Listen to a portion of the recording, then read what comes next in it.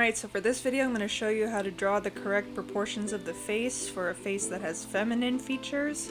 So first you're going to start out by drawing a circle. Just go around a couple times till you get the shape right. Doesn't have to be perfect.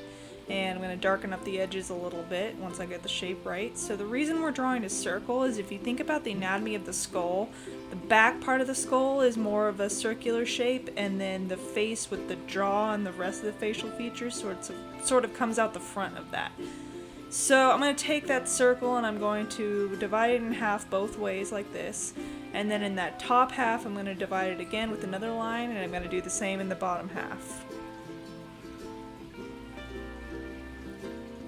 So I'm going to bring this middle line down, and then down here that's where the chin's going to be.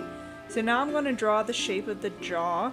For a more feminine jaw, the jaw is going to be slightly smaller and it's going to have sort of a softer curve to it. It's not going to be super angular.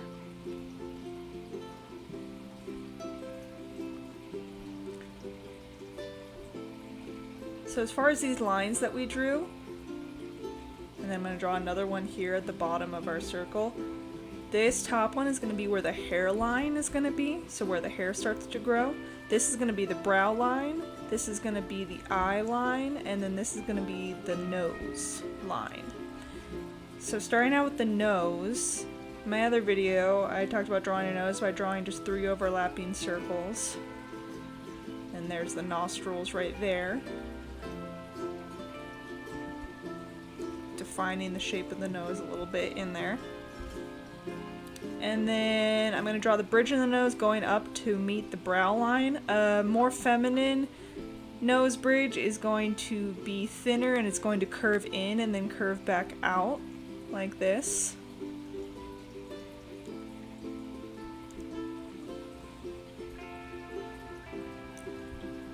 So now to draw the shape of the brows is going to be thicker towards the middle, and then it's going to taper off as it goes out, and it's also going to arch up and then back down.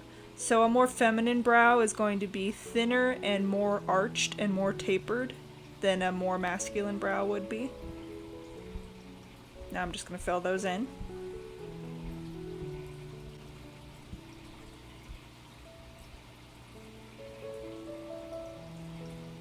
Alright, so the inside corners of my eyes are going to line up to where the outer edges of my nostrils would be, so I'm just going to draw lines coming up from the edges of my nostrils like that, and that's where I'll start the corner of my eyes.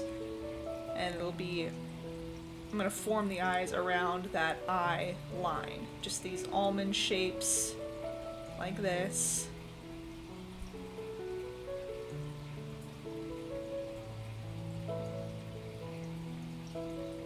Then I'm going to draw another line above each eye to create the eyelid. Just sort of defining the nose a bit more there. Darkening up the lash line there. Alright, so I'm going to try to find the middle of my eyes because I want to center the iris within my eye there, and then the pupil in the center of the iris.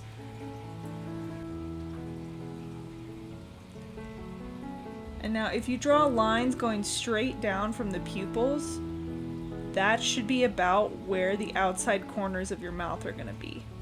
So I'm going to start the top lip with that cupid's bow, which is that little bumpy part in the middle, and then it's going to go out and it's going to meet the corners of the mouth over there. So with feminine mouths, the lips should be a little bit fuller, and then that cupid's bow at the top, the little bumpy part, should be more pronounced.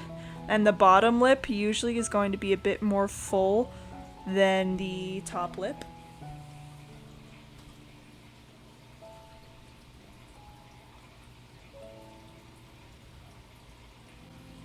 So as far as where the ears should be, the top of the ear should start about where the eye line is, and then the bottom of the ear should end about where the nose line is.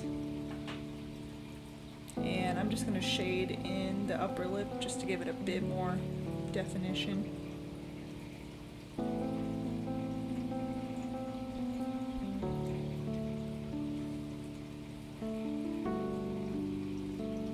And I'm going to sort of define the shape of the side of the face a little bit more.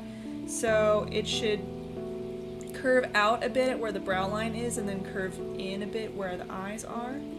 And then this top line's the hairline. I'm not going to like draw super detailed hair. I'm just going to show just a basic idea of where the hair would be growing out if that's where our hairline is.